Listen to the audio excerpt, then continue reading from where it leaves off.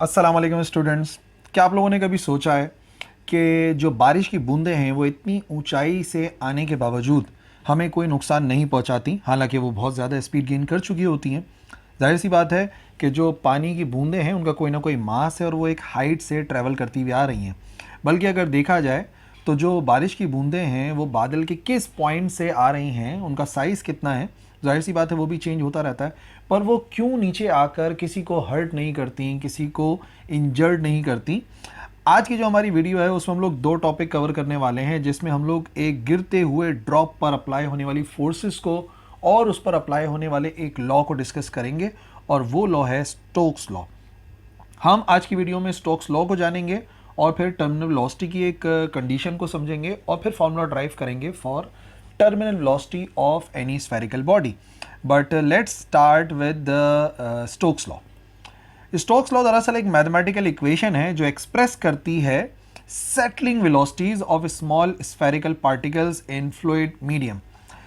इस लॉ के जरिए हमें पता क्या चलेगा, एक बेसिकली जो है ना, ये याद रखना कि जो स्टोक्स लॉ है वो कोई मतलब थ्योरेटिकल लॉ नहीं है, बल्कि वो जो है एक मैथमेटिकल इक्वेशन का नाम है। और वो जो मैथमेटिकल इक्वेशन है वो बेसिकली एक्सप्रेस करेगी कि जो सेटलिंग वेलोसिटीज होती हैं छोटे छोटे स्फेरिकल पार्टिकल्स की किसी फ्लूइड मीडियम के अंदर।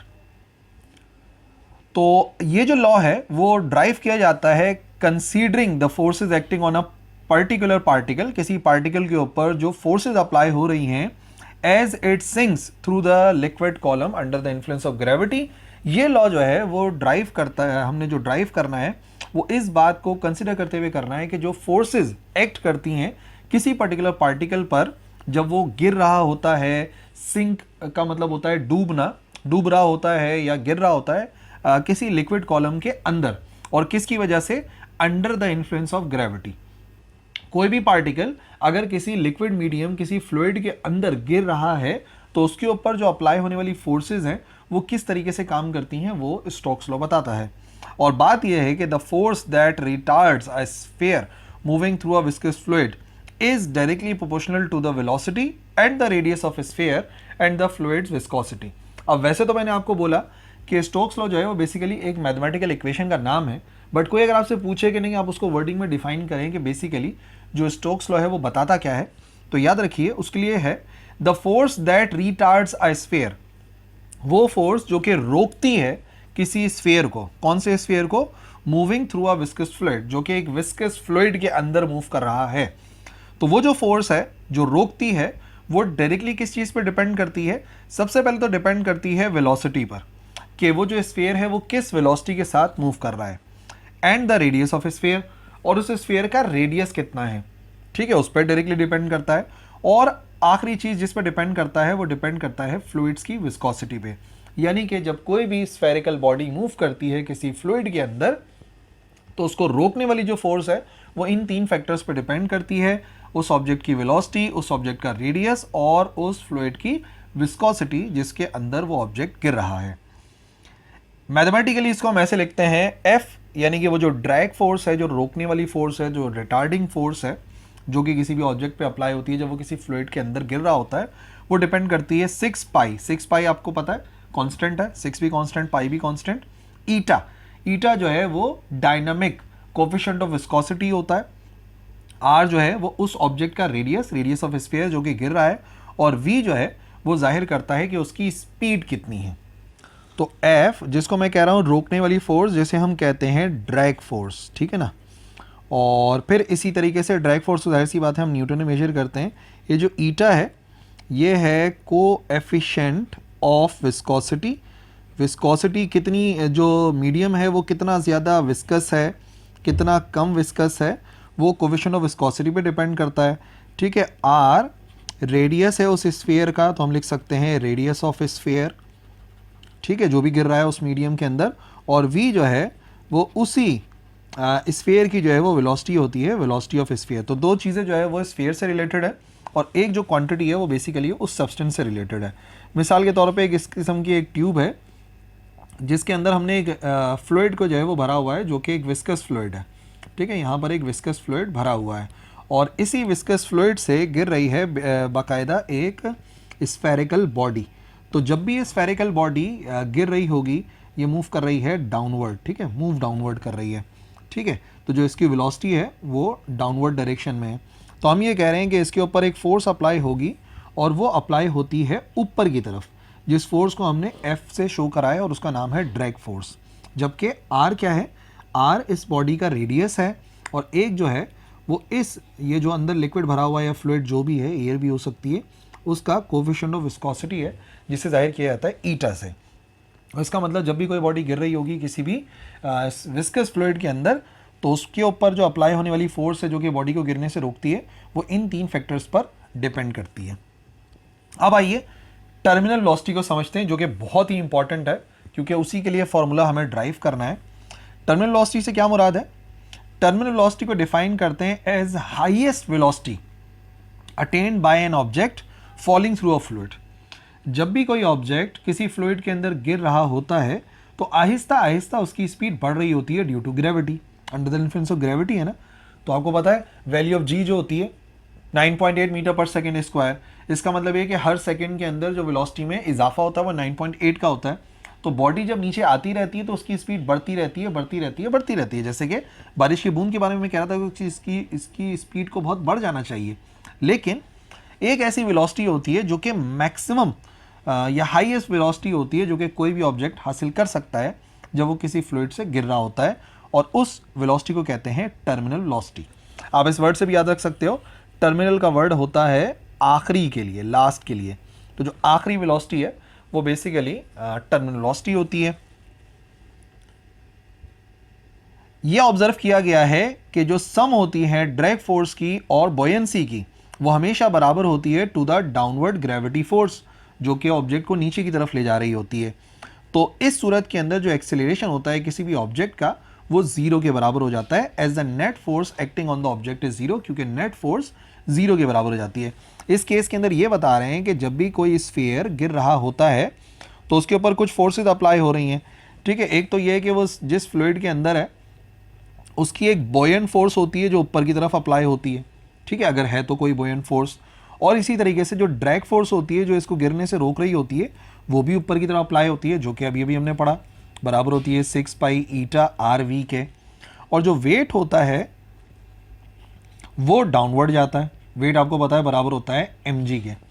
तो टर्मिनल वेलोसिटी कब अटेंड होती है? इन्होंने बताया कि जब सम ऑफ ड्रैग फोर्स और बॉयंसी, जब सम हो किस किस फोर्स का, जो सम है बॉयंसी का जो कि अपथ्रस्ट फोर्स होती है और ड्रैग फोर्स का, वो बराबर हो जाता है वेट के, वेट यानी कि डाउनवर्ड फोर्स के। तो नतीजे में आपको पता है कि नेट फोर्स जीरो के बराबर हो जाएगी, नेट फोर्स यानी कि टोटल अप्लाई होने वाली फोर्स उसके ऊपर जीरो हो जाएगी।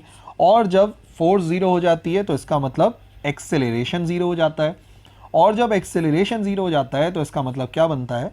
इसका मतलब बनता है कि वेलोसिटी हो जाती है कांस्टेंट। तो याद रखिए, जब भी कोई ऑब्जेक्ट गिर रहा होता है किसी फ्लूइड के अंदर तो एक वक्त आता है कि उसके ऊपर लगने वाली फोर्सेज एक दूसरे को बैलेंस करती हैं, फोर्स जीरो एक्सेलरेशन जीरो, यानी कि वेलोसिटी कांस्टेंट हो जाती है।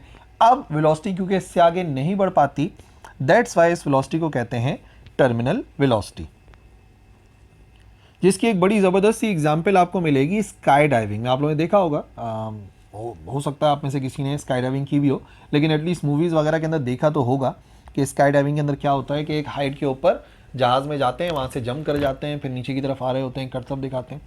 तो आप लोगों ने सोचा तो होगा कि यार गिरते हुए इतने करतब कोई कैसे दिखा सकता है। मैं आपको बताता हूँ कि ऐसा कैसे मुमकिन है। देखिए, जब स्काई डाइवर ने छलांग लगाई तो वो नीचे की तरफ गिर रहा है, ऐसी सूरत में इसमें एक्सेलरेशन पाया जाएगा डाउनवर्ड, और वो जो एक्सेलरेशन है वो जी के बराबर होगा, और वो बराबर होता है 9.8 मीटर पर सेकेंड स्क्वायर के। पर जैसे जैसे वो नीचे गिर रहा होता है तो याद रखिए उसकी स्पीड बढ़ रही होती है। Air offers resistance resulting in upward drag force, ठीक है ना। अभी वो नीचे की तरफ गिर रहा है, फोर्स ऑफ ग्रेविटी उसे नीचे लेकर जा रही है और ड्रैग फोर्स ऊपर लेकर जा रही है। और आपको याद होगा जो ड्रैग फोर्स है वो एफ से शो होती है और वो बराबर होती है 6 पाई ईटा आर वी के। यानी कि जैसे जैसे बॉडी नीचे जाती रहेगी वैसे वैसे ये जो वेलोसिटी है वो बढ़ती रहेगी। ये आर है, रेडियस है।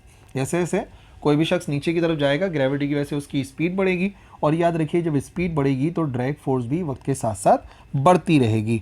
और एक वक्त ऐसा आएगा कि टर्मिनल वेलोसिटी जैसे ही पहुंच जाएगी तो जो ड्रैग फोर्स है जो ऊपर की तरफ अप्लाई हो रही है, वो जो वेट है, दोनों एक दूसरे को बैलेंस कर देंगे और इस सूरत हाल में जो ऑब्जेक्ट है उसकी वेलोसिटी टर्मिनल वेलोसिटी हो जाएगी, जिसको आमतौर पे हम लोग वी टी से जाहिर कर सकते हैं पहचान के लिए।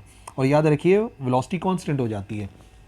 तो जब भी स्काई डाइवर्स छलांग लगाते हैं फौरन करतब थोड़ी दिखाने लगते हैं, जैसे ही उनकी वेलोसिटी टर्मिनल वेलोसिटी हो जाती है तो एक पर्टिकुलर वेलोसिटी के साथ नीचे की तरफ आ रहे होते हैं। बल्कि अगर आपने देखा होगा मूवीज़ में तो आपको ऐसा लगता है कि जैसे कि ये शख्स तो रुका हुआ है हवा में, तो बेसिकली वो रुका हुआ नहीं होता, बल्कि क्योंकि कांस्टेंट वेलोसिटी के साथ नीचे आ रहा होता है तो उस वक्त करतब दिखाया जा सकता है। दूसरी मिसाल बताता हूँ आपको, एक बॉल की एग्जाम्पल है, उसको भी देखो ज़रा गौर से। नीचे की तरफ जा रही है, एयर रेजिस्टेंस बढ़ रही है, बढ़ रही है, बढ़ रही है, बढ़ रही है, और एक वक्त आएगा air resistance force of gravity बराबर हो जाएगी और स्पीड हो जाएगी कांस्टेंट, और इस वेलोसिटी को कहते हैं टर्मिनल वेलोसिटी। देखो नीचे जाते आते फोर्स बढ़ती जा रही है due to air resistance. Force क्यों बढ़ रही है? क्योंकि स्पीड बढ़ रही है। जैसे ही फोर्स ऑफ ग्रेविटी और force due to air resistance बराबर हो जाती है, वैसे ही उस ऑब्जेक्ट की जो वेलोसिटी है वो टर्मिनल वेलोसिटी हो जाती है। ठीक है, 3 मरतबा एनिमेशन मैंने दिखा दी ताकि आपको इस बॉल वाली एग्जाम्पल से ही बात समझ में आ जाए। अब जो हमारा काम है ना, वो फार्मूला ड्राइव करना है। और फार्मूला किस चीज़ के लिए ड्राइव करना है? फार्मूला ड्राइव करना है फॉर टर्मिनल वेलोसिटी। ठीक है, तो हम सपोज कर लेते हैं कि एक ऑब्जेक्ट है और उस ऑब्जेक्ट का जो रेडियस है वो बराबर है आर के। ठीक है, और ये ऑब्जेक्ट नीचे की तरफ गिर रहा है, तो जब नीचे की तरफ गिर रहा है तो एक फोर्स इसके ऊपर अप्लाई हो रही है डाउनवर्ड, जो कि वेट होता है, और एक फोर्स जो है वो अप्लाई हो रही है अपवर्ड, और ये कौन सी फोर्स होती है? ये ड्रैग फोर्स होती है, जिसे एफ से शो करते हैं। ठीक है, अब पहले मैं दोनों के बारे में बता देता हूँ। अगर मैं स्टोक्स लॉ की बात करूँ, अकॉर्डिंग टू स्टोक्स लॉ, तो स्टोक्स लॉ के मुताबिक F बराबर होता है 6 पाई ईटा आर वी। वी के साथ टी लिख देता हूँ ताकि याद रहे कि ये टर्मिनल वेलोसिटी है। ठीक है, ये ड्रैग फोर्स है जो कि बॉडी को ऊपर की तरफ ले जा रही होती है। ठीक है, अब नीचे की तरफ वाली फोर्स कौन सी है? According to the definition of weight, अगर वेट की डेफिनेशन इस्तेमाल करें तो W बराबर होता है mg के। अगर W बराबर है mg के, तो अब ये जो ऑब्जेक्ट है ये कुछ भी हो सकता है, कोई सा भी स्फीयर हो सकता है, ये रेन ड्रॉप भी हो सकता है। समझ लो हम रेन ड्रॉप के लिए भी काम कर सकते हैं ना, क्योंकि बात तो आज हमारी शुरू हुई ही रेन ड्रॉप से थी कि क्यों रेन ड्रॉप जो है वो नुकसान नहीं पहुंचाता। तो मान लो ये कोई भी ऑब्जेक्ट है, अब इसका कोई ना कोई मास तो होगा। इसको इक्वेशन 2 कर देते हैं। अगर मैं डेफिनेशन इस्तेमाल करूं according to the definition of density, अगर डेंसिटी की डेफिनेशन को इस्तेमाल करें तो डेंसिटी बराबर होती है मास पर यूनिट वॉल्यूम। तो अगर m की वैल्यू को अलग कर लेंगे तो m किसके बराबर आएगा? m बराबर आएगा रॉ इंटू वी के। What is raw? रॉ है डेंसिटी, जो भी ये सब्सटेंस है, जो भी ये स्फीयर जिस मटेरियल का बना हुआ है, और v इसका वॉल्यूम है। सिंस जो वॉल्यूम ऑफ स्फीयर होता है वो क्या होता है? वॉल्यूम ऑफ स्फीयर का तो एक पक्का सा फॉर्मूला है। वॉल्यूम ऑफ स्फीयर बराबर होता है 4/3 पाई आर क्यूब के। देयरफॉर मास का फॉर्मूला क्या बनेगा? रॉ अपनी जगह पे रहेगा और वॉल्यूम की जगह पे वॉल्यूम का फॉर्मूला आएगा 4/3 पाई आर क्यूब। चाहो तो इसको रीअरेंज कर लो, m का आंसर 4/3 पाई और रॉ और साथ में आ जाएगा आर क्यूब। ठीक है, ये मास की वैल्यू आ गई। इस मास की वैल्यू को पहले इक्वेशन 2 में पुट करते हैं ताकि वेट आ जाए। पुटिंग इन इक्वेशन 2, इक्वेशन 2 में पुट करेंगे तो W बराबर आ जाएगा mg। ठीक है, बाकी सारी चीज़ें सेम है। m की जगह पे 4/3 पाई रॉ आर क्यूब और g की जगह पे g ही रहेगा। तो ये फॉर्मूला हमारे पास वेट के लिए आ गया, जो कि है इक्वेशन नंबर 3। ठीक है, काम की इक्वेशन है बड़ी। अब गिवन कंडीशन क्या है? कब टर्मिनल वेलोसिटी अटेंड होती है? जब F और W आपस में बराबर हो जाएंगे। ठीक है, for terminal velocity, terminal velocity कब मिलती है? जब ये दोनों एक दूसरे को बैलेंस करने लगे। कौन किसको बैलेंस करेगा? ड्रैग फोर्स बैलेंस करेगी वेट को। ड्रैग फोर्स बराबर है 6 पाई ईटा आर वी टी यानी टर्मिनल वेलोसिटी, और वेट का फॉर्मूला हम लोगों ने ड्राइव किया है अभी भी बराबर 4/3 पाई रॉ आर क्यूब और साथ में आ गया जी। अब जो जो कैंसिल हो रहा है उसे कैंसिल करके हमें वी टी का फॉर्मूला अलग करना है। हमें फॉर्मूला चाहिए टर्मिनल वेलोसिटी का। तो देखिए कैंसिल क्या क्या हो गया यहाँ पर, पाई से पाई हो गया कैंसिल, ठीक है, और यहाँ पे कैंसिल करा लो इसको, ये हो गया 2 2s आर 4, 2 3s आर 6। ठीक है, एक आर से एक आर कैंसिल हो गया, तो काफ़ी सारी चीज़ें कैंसिल हुई हैं। यहाँ पे बचा 3, यहाँ पे बचा ईटा, यहाँ पे बचा वी टी, और इधर आ गया 2/3 रॉ है, आर का स्क्वायर है और जी है। अब वी टी की वैल्यू को अलग कर लेते हैं। वी टी बराबर आ जाएगा 2/3 3s आर 9, और ईटा जो है वो आके डिवाइड हो जाएगा, रॉ अपनी जगह पर है, आर स्क्वायर अपनी जगह पर, जी अपनी जगह पर, और डिवाइड में आ जाएगा ईटा यानी कि coefficient of viscosity, dynamic coefficient of viscosity. इसका मतलब क्या हुआ, हम क्या रिजल्ट अखज़ कर सकते हैं कि जो टर्मिनल वेलोसिटी है वो डिपेंड करती है किस किस चीज़ पर। सबसे पहले तो रॉ पे डिपेंड करती है, किस चीज़ पे, डेंसिटी ऑफ स्फीयर, वो जो स्फीयर है उसकी डेंसिटी कितनी है, किस मटेरियल का बना हुआ है। आर का स्क्वायर यानी कि रेडियस पे डिपेंड करती है कि जो उस स्फीयर का रेडियस है वो कितना है। ठीक है, जी पे डिपेंड करता है, जी है ग्रेविटेशनल एक्सेलरेशन, कि ग्रेविटेशनल एक्सेलरेशन कितना है, 9.8 है या जो भी है, उस पर डिपेंड करता है। और ईटा पे डिपेंड करता है, ईटा का मतलब होता है कोएफिशिएंट ऑफ विस्कोसिटी। अच्छा, ये किस चीज़ का कोएफिशिएंट है विस्कोसिटी का, ये उस सब्सटेंस का नहीं है जो गिर रहा है, बल्कि ये उस मीडियम का है जिसके थ्रू जो है वो पार्टिकल गिर रहा था, स्फीयर गिर रहा था। ठीक है जी। अब इन सब सारी बातों से आपने क्या नतीजा जो है वो अखज़ करा कि क्यों रेन ड्रॉप्स हमें नुकसान नहीं पहुंचाते। उसकी वजह यह है कि जब भी रेन ड्रॉप आ रहे होते हैं, चाहे वो जितनी भी ऊंचाई से आएँ, एक टाइम ऐसा आता है कि वो अपनी टर्मिनल वेलोसिटी पे पहुंच जाते हैं, और जब वो टर्मिनल वेलोसिटी पे पहुंच जाते हैं तो वो एक पर्टिकुलर सी वेलोसिटी के साथ नीचे की तरफ आते रहते हैं, क्योंकि उनके ऊपर लगने वाली तमाम फोर्सेस का सम ज़ीरो हो चुका होता है। तो ऐसा नहीं है कि बूंद अगर बहुत ज़्यादा ऊंचाई से आएगी तो बहुत ज़्यादा तेज़ी के साथ आएगी, ऐसा हरगिज़ नहीं है। ठीक है, लेकिन मेरा आपसे एक और सवाल है जिसका आंसर आप कमेंट सेक्शन में दे सकते हैं। ये बताइए कि जो टर्मिनल वेलोसिटी है वो जो बड़े बारिश की बूंदें बड़ी होती हैं उनकी ज़्यादा होती है, या जो बारिश की बूंदें थोड़ी सी छोटी होती हैं उनकी जो है वो टर्मिनल वेलोसिटी ज़्यादा आती है, यानी कि कौन सी जो है वो तेज़ी के साथ ज़मीन से आके टकराते हैं, बारिश के बड़े ड्रॉप्स या छोटे ड्रॉप्स। ठीक है जी, तो कमेंट सेक्शन के अंदर लिखो, इंशाल्लाह फिर रिप्लाई करेंगे। That's all for this lecture. अल्लाह हाफिज़।